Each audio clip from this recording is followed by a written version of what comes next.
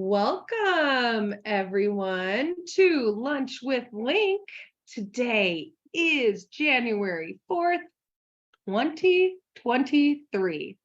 Holy cow. And if this is your first time joining Lunch with LINC, it is a bi-weekly program that happens every other Wednesday, where we invite guests to join us to talk about independent living, talk about access, and really share resources and information for our community. And we are so excited today. We have Dianna Willis joining us. Dianna, it's so great to have you here. Thank you. And Dianna is joining us today. Well, she's a repeat guest on the show. She's joining us today to talk about a really cool thing we have coming up here during the legislative session called Operation Advocacy. And so we're very excited to have Dianna join us and talk about this very exciting thing coming here in Idaho. We would also, one more programming note, for those who are watching this live, we also have an opportunity on our YouTube, LINC Idaho TV, where we will have this up shortly with corrected captioning. So we, of course, want to welcome back our ASL interpreter, Fran. So Fran, it's nice to see you, and a great day when we get to kick off the new year with some of our favorite ASL interpreters. So Dianna, you've been to the show before, so thank you for coming back. Thank you. It's so great to be in person with you. I know, we are sharing in office, guys. So we are sharing a screen, and we're very excited to have Dianna, because we get to not only hear about what Dianna has for lunch, which is always super healthy, but we also get to hear some updates about you personally and professionally, which I think are super exciting. So let's start with lunch, Dianna. What are you having? Yeah, today I have an apple, which is also my guide dog's favorite snack, so I'll be sharing.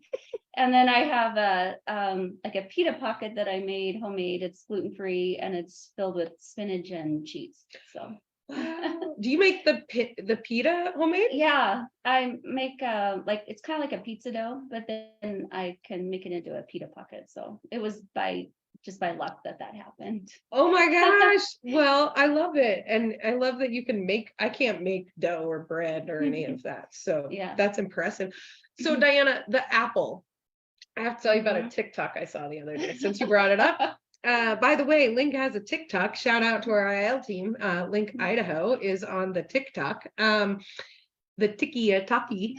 I don't know if that's an actual word, but Dianna, I was looking at this TikTok and it was making me very happy, because there was this big golden retriever and it was big and bushy, and there was a little puppy next to it, and the puppy was trying to eat an apple and the apple couldn't, it was too big, and so the puppy got distracted and went away, but the adult golden retriever, the big one that I'm assuming was its mom, but I'm making assumptions, it might have just been a nice adult dog that was watching the puppy, I don't know, but then it like bit it up, didn't eat any of the apple, and then went and got the puppy so that it could eat it, and it was so sweet, and then it just sat over it and protected it so it could eat it. That is adorable. I have never seen a dog eat an apple before the TikTok though, so Tegan, your guide dog, likes the apples. Yeah, favorite snack of all time. Who knew? Who knew? Well, Dianna, you can smell my meal, I'm assuming. Can you smell it? It's since I opened it smells good. Yeah, we're having some white bean chicken chili. Brought to you by Chef Brett Nalen again. So he made dinner last night. So good. And I'm very excited to warm that up, and it's a nice winter comfort food. Yeah, I love chicken chili. Yeah, and I love white beans. I don't know if that's in your repertoire of things you like to eat. Absolutely. Yeah. Guys, Dianna and I have some very exciting news for you. And we kind of queued it up, but Dianna works for LINC now. Woohoo! Yeah, I am full-time. Yes. Disability independent living specialist in Boise. It's incredible. Yeah, we are so fortunate to have you. Thank you. Yeah. It's amazing to be here with this team. That's so positive and so talented. So thank you. she adds to our talent, guys. So at the end of the day, well, Dianna, so your role here as an IL specialist, I mean, I feel like you've always worked here, just I think because our paths cross a lot in your community engagement. But can you talk about when you started and kind of what you've been working on? I mean, I know it hasn't been too long, but because you're so familiar, you really got to jump right in. Yeah, for the past 2 months, I've been in the full-time position as the disability IL specialist in Boise. And I've had the opportunity to focus in on promoting systems advocacy opportunities for people with disabilities. And that's been really exciting because it really combines my interest in working with individuals and also with systems change, and legislative advocacy is one of my passions. So it's been really excellent to get to work with the LINC team to start coordinating Operation Advocacy. Yeah, which we're going to talk about Operation Advocacy here very shortly, because it is something that is a statewide effort, which is very, very exciting for us. What, when you're working through this purpose of why we do this systems advocacy and what really that is, how important it is around independent living, you know, what have you, if anything, what did you bring, or maybe what are some of the things that you were like, oh, now that I'm here, I can see it this way? Yeah, I think so. Thinking about systems advocacy, breaking it down, it's often defined as, increasing political and economic power for people with disabilities. And what I really have been thinking about in terms of the IL independent living philosophy is the addition to that statement is so that individuals with disabilities can choose the life that they want to have. So it's economic and political power for the purpose of having the life you want for yourself and your family and your community. Yes, I love that. And what I'm really excited for is we've got a couple of things since you've come on. We've talked about SALT, so self-advocacy leadership training program. And we've had a team that's been working on that. And now, you've added to that and we've got some more things. I mean, we've been doing that for a while and it's been such a success. Are you guys working on anything around that? We are. We're developing a new SALT program, and it is going to focus on the other piece of, so in terms of systems advocacy, you can think of talking with your legislators. But then another piece of that is having people with disabilities at the table where decisions are made. So SALT 2, which may be named that or have a different name, will focus on, getting people with disabilities the confidence, the skills, the readiness to join boards, commissions, committees, councils in their community. And so that's really exciting and a really critical piece of systems advocacy.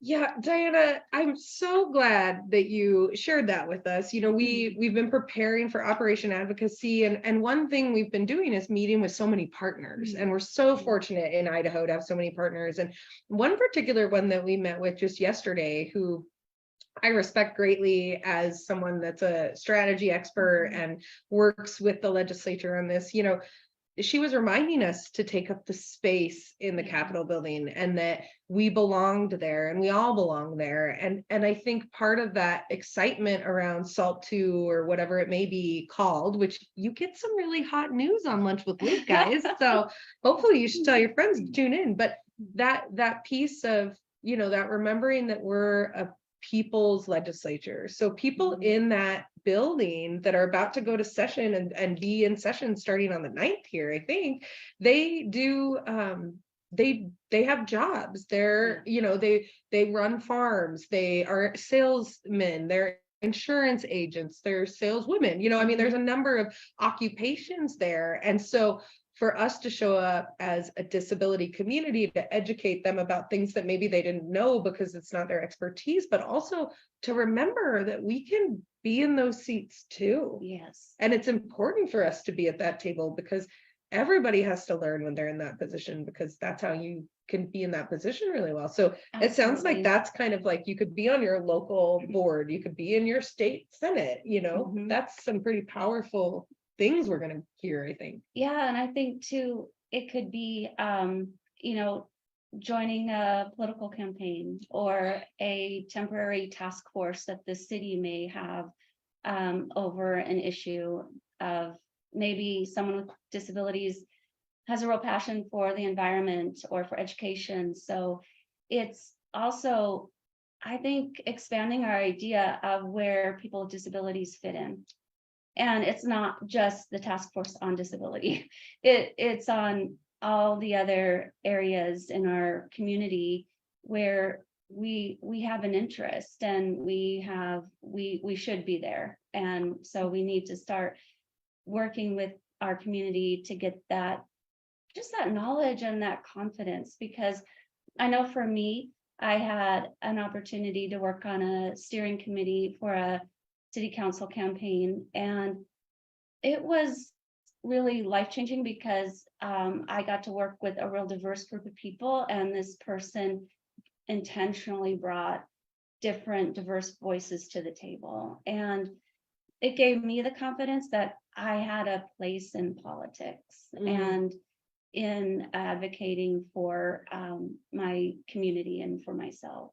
So I love that. And it is so important. I mean, if you think about parks and recreation, if you're someone who's a parent or someone who cares for kids, to be able to access those city parks or go and do frisbee golf, you might want to be on a parks committee and a task force that isn't, like you said, this is the disability task force. No, this is the Parks and Recs task force, and we'd like to talk about the parks. And I am a person with a disability, yes, with some really positive perspectives. So I love that, because so often we do end up on these councils that are specific around disability, and we forget that we can actually be a part of the councils that are just about community, because we're all a part of it. Yeah, and there are advantages of, being on a council or committee with, for people with disabilities, for sure, because it kind of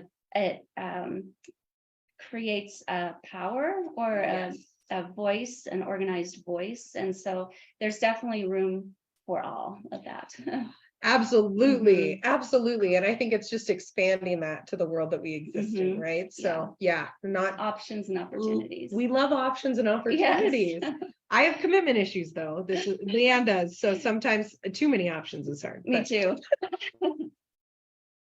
I can eliminate some of those, right? I'm not a big frisbee golf fan, so I probably not be doing it. It takes too long. So we're not just here to talk about these great things coming down the way and Dianna's incredible, exciting news that she now gets to work with us 40 hours a week and sometimes more, just to connect with us, because you have added so much depth even to our team, and your knowledge and your experience from an education standpoint, and also from a lived experience standpoint, has been critical to, I think, really filling out our team. So officially and on the public live stream, welcome, Dianna. We're very excited to have you.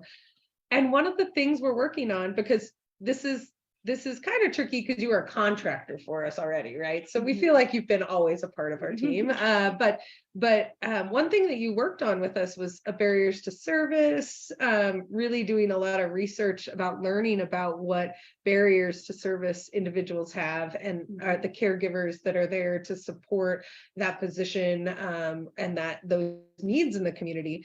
And now you're really helping out, and we have a committee of a group of great people, but this Operation Advocacy that has kind of developed and flowered from that, really, a little bit. Yeah, that's a good way to put it. Last year we started the Barriers to Services questionnaire, and also last March had Day of Action, where we supported people to make calls with their legislators around the direct care worker crisis. And that, the next step with this year is Operation Advocacy. And this event is going to be held February 20th and 21st at the First Presbyterian Church in downtown Boise and at the Capitol. And it's in conjunction or in alignment with the Fred Rutgers Disability Awareness Day. Yay, we love that day. And which is on February 21st from 9 a.m. to 2 p.m., I believe, at the Idaho Capitol. And really the goal of Operation Advocacy is to, mobilize people with disabilities, their family members, their direct care workers, for example, friends, allies, everyone is invited to register for Operation Advocacy. And it is I'll say like a 2-day training and advocacy opportunity to talk with your legislator or to, call or email your legislator in a supported and really positive environment. Yeah, and it's so exciting, you guys. We already have around 40 plus people registered. They're coming statewide. We've got some people from where I went to college in Pocatello, Idaho, that I know are coming down. And it's really exciting to be, I think LINC has a unique position in our state because we are part of our service area is the Capitol. And so we get the opportunity to bring in members from, other service areas and work with our sister SILs and our partners to really come together and provide, like you said, Dianna, this opportunity for people to practice and learn really on those first days, and then to help tell their story in a way that works for them. And I know there's, we're still creating finalizing that agenda, but I know there's opportunities for how do you craft an email? How do you, let's set a meeting up with your legislature, like these components, and then to be able to do it with a group of people and learn how to craft your own story. It's like a mini little version of SALT. But if you have an important issue like transportation or education or public lands, I mean, I'm a huge public lands fan, right? There's an opportunity to learn about how you can share that this Operation Advocacy. I think that's true. And then it's an opportunity to build relationships. So it's my favorite, Dianna. Me too. To build relationships with the community, the disability community, our allies and partners who have been just amazing and generous with their knowledge and resources, and then also to build relationships with legislators. And because I from our conversations in our planning meetings, that is really key. So understanding that legislators are people too, and that it takes time and effort and persistence and a plan really to start building those relationships. And then also to know that, it's very kind of lonely and difficult to do this work by yourself. Not that it can't be done, but it's a lot more, supported, exciting. If you have some discouraging feedback, you have people who can support you to keep you going and understand that this is a long game, and that, as you said before, we need to be there in the Capitol. We need to have a presence. Yeah, because we're all over, right? We have issues that need to be heard, and I love that because it is building relationships, and you put it so wonderfully about, we're building relationships within our community. We're building relationships with Idahoans that maybe live in rural communities, and some of us may be in more of an urban setting, but that doesn't mean we can't have a relationship or we can't have that connection, and that, because we're bringing people from all over. And there's two types of people in the world, Dianne.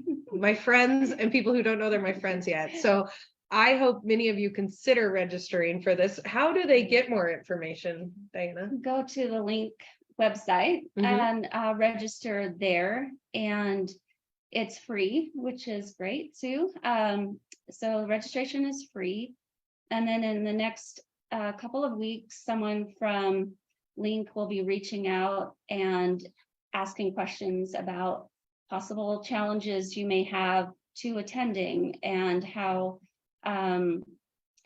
best you can show up, and how, what issues you may be facing that you'd really like to bring to the training, whether it's direct care worker shortage, or if it's education, transportation. We'd like to know what's on your mind and what's important.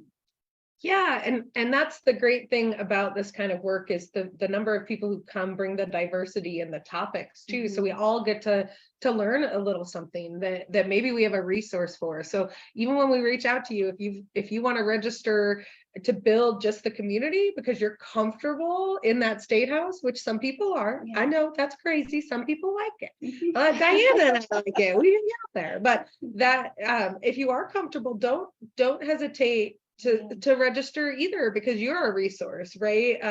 And so we can do some education. We can, as you mentioned, allies. It's all inclusive, and we do want to know what accommodations people need so that you can fully participate. So the earlier you register and identify that, either when you register or when we do that follow-up call, it will help us prepare for a really positive experience for everybody. Absolutely. Yeah. And what I love about it is the building the relationships, and that we're empowering an entire state here. And it isn't about anything other than helping educate and then helping people find their place of where they want to contribute in a meaningful way. Yeah, and going back to the IL philosophy, it's individual's choice, like how they communicate with the legislator. Because as we've learned from some of our partners, a really effective phone message can be incredibly effective. And also the one-on-one in-person meetings at the legislature is also incredibly effective. And then understanding that, that it's not just doing it one time, it's learning about your legislators and policymakers and continuing that conversation. Yeah, and they're your neighbors. So we're very excited to have you all come. We've got about 5 minutes left, Dianna. So I definitely want to make sure I haven't missed anything, any of the highlights you wanted to visit about. I think I hit everything. If there's anything else you can think of, I'm happy to answer. I just think I'm just really thrilled with the positive attitude that LINC has towards making change and bringing people together, and that connection to our community, and understanding that, the diversity is where the power is, and that we don't have to be perfect in this pursuit of trying to advocate for change with the Idaho legislature, that we just need to show up, and we need to work together and know that our voices all matter.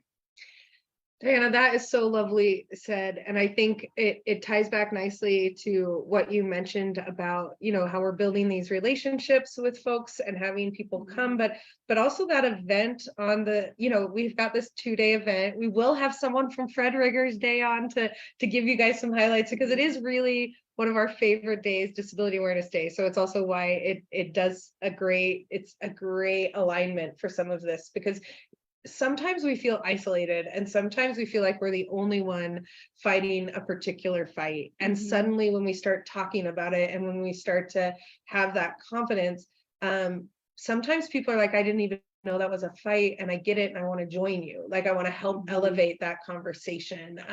And other times it's, I've been working on that too. And then you've got them working on one angle, you've worked on another angle, and then you put them together and you've got double work by two people. Yeah, with that collaboration. Yeah. So it really is so powerful to have that opportunity to come together and relate, because when you struggle is struggle. And when you're trying to make change, especially in a systems change way, it is a couple-year process. And so having that group and those allies that may be working on different things. We've talked to many of our partners that work on issues that are economic in nature or public lands in nature and some other things to help gain from their knowledge, not because, and they're encouraging us, right? They're saying, bring your community in, we've got you, we'll come visit. And that is community, right? And it's such a great opportunity for that. Yeah, Idaho's really unique, I think, and special that way, because all across the state, we have allies and people who are just incredibly generous and supportive.